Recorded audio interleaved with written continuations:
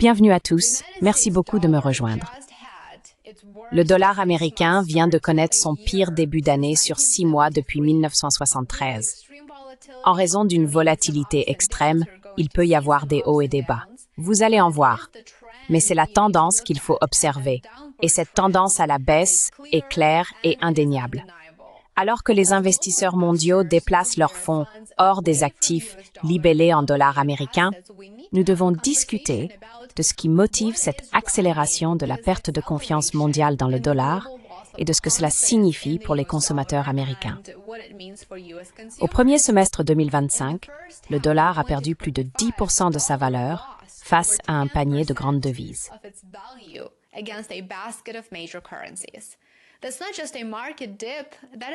Ce n'est pas simplement une baisse du marché, c'est une véritable sirène d'alarme, si l'on peut dire, provenant du système financier mondial. Et la question que tout le monde se pose est la suivante. Que se passe-t-il avec le dollar et peut-il se redresser?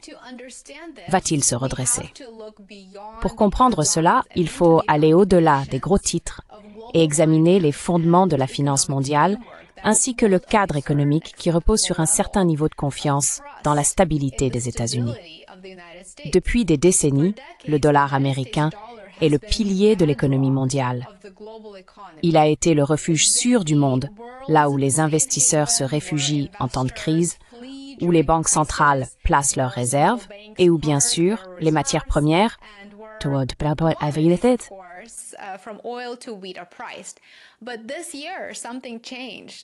Mais cette année, quelque chose a changé.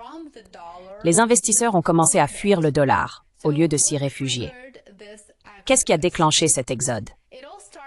Tout a commencé le 2 avril, un jour que le président Trump a triomphalement qualifié de jour de la libération. C'est à ce moment-là que son administration a imposé de nouveaux droits de douane massifs sur les importations en provenance de presque tous les grands partenaires commerciaux des États-Unis, provoquant des ventes immédiates sur les marchés financiers américains. En conséquence, en seulement 3 jours, plus de 5 000 milliards de dollars ont été effacés du S&P 500. Les bons du Trésor américain ont été bradés, les rendements ont grimpé en flèche, le coût de la dette a explosé et, avec cela, la confiance dans l'économie américaine s'est effondrée. Comme nous le savons très bien, Trump a suspendu certains de ses droits de douane.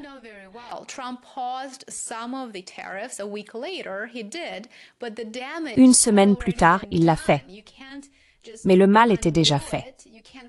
On ne peut pas simplement revenir en arrière. On ne peut pas faire comme si cela n'était jamais arrivé. Car les acteurs étrangers remarquent ces choses et bien sûr, ils y réagissent. Les investisseurs internationaux en avaient vu assez. Et donc ces politiques commerciales erratiques, l'augmentation de la dette et la remise en cause de l'indépendance de la Réserve fédérale étaient autant de signaux d'alarme. Et ils le sont toujours. Et puis, bien sûr, est arrivé le coup suivant, la grande et belle loi de Trump. Présentée comme une extension de ses baisses d'impôts de 2017, la législation promet de fortes réductions des dépenses de santé et d'aide sociale.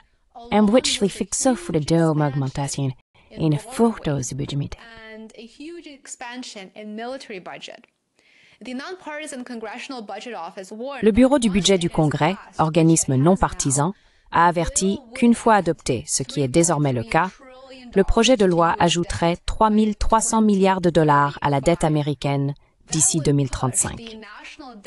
Cela ferait grimper le ratio dette-PIB national bien au-delà de son niveau record actuel de 124%, un niveau comparable à celui des États-Unis pendant la Seconde Guerre mondiale, soit dit en passant. Les marchés ont donc de nouveau paniqué. Et alors que le dollar trébuchait, d'autres actifs ont bondi. L'or a atteint son plus haut historique, les banques centrales se couvrant contre la dévaluation du dollar. Les investisseurs se sont rués sur les obligations allemandes et françaises et l'euro est monté à 1,17 $, gagnant plus de 13% en seulement quelques mois. Même les investisseurs américains ont commencé à regarder à l'étranger.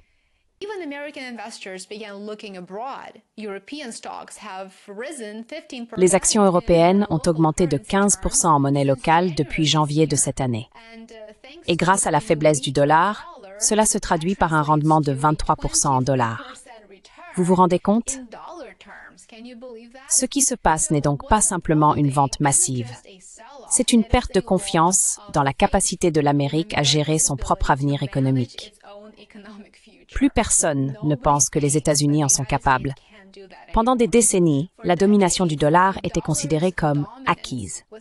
Les États-Unis représentent environ 25% du PIB mondial, mais plus de 60% des dépôts bancaires mondiaux, 70% des obligations internationales et 57% des réserves des banques centrales sont détenues en dollars. Ce n'est pas seulement un pouvoir financier, c'est un levier géopolitique.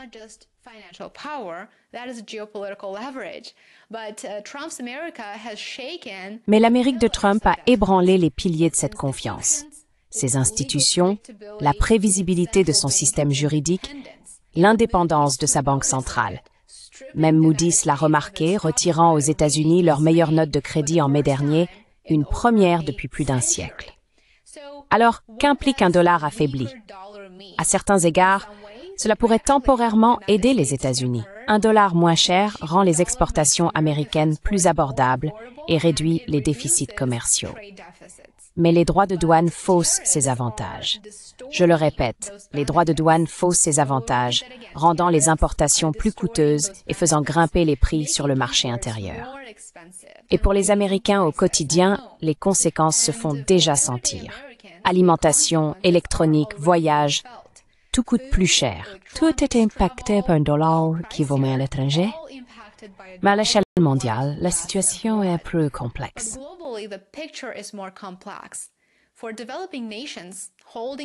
Pour les pays en développement qui détiennent une dette libellée en dollars, des pays comme la Zambie, le Ghana ou le Pakistan, un dollar plus faible offre un certain soulagement. Cela joue en leur faveur. Leur coût de remboursement diminue effectivement lorsque le dollar s'affaiblit. Et c'est une bonne chose pour l'instant. Les exportateurs de matières premières en profitent également. Le pétrole, les métaux et les produits agricoles, tous cotés en dollars, deviennent plus chers, ce qui bien sûr augmente les revenus de pays comme le Nigeria, l'Indonésie ou le Chili. Mais derrière tout cela, un changement plus profond est en train de s'opérer. C'est la perception de la sécurité. Les investisseurs commencent à réaliser qu'ils sont surexposés aux actifs américains et cette prise de conscience pourrait transformer l'économie mondiale d'une manière que nous n'avons pas vue depuis les années 1970, ce que j'ai expliqué en détail dans une récente vidéo.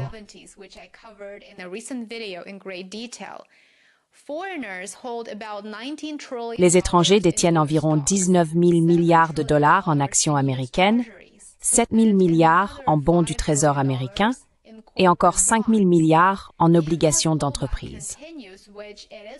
Si ce retrait se poursuit, ce qui semble être le cas, même modestement, il pourrait déclencher un cercle vicieux de hausse des coûts d'emprunt américains, de ralentissement de la croissance et de nouvelles baisses du dollar. La Réserve fédérale, quant à elle, subit une pression immense pour baisser à nouveau les taux, les marchés à terme anticipant jusqu'à 3 baisses d'ici la fin de l'année. Trump fait pression de manière très forte, comme vous le savez, pour une politique monétaire plus souple, même si cela risque d'alimenter l'inflation qui commençait tout juste à reculer. Alors, où cela nous mène-t-il? Pour l'instant, le dollar reste la monnaie de réserve mondiale. C'est un fait. Il n'y a pas d'alternative, que ce soit l'euro, le renminbi ou même les crypto-monnaies. Mais le statut de monnaie de réserve n'est pas un droit acquis.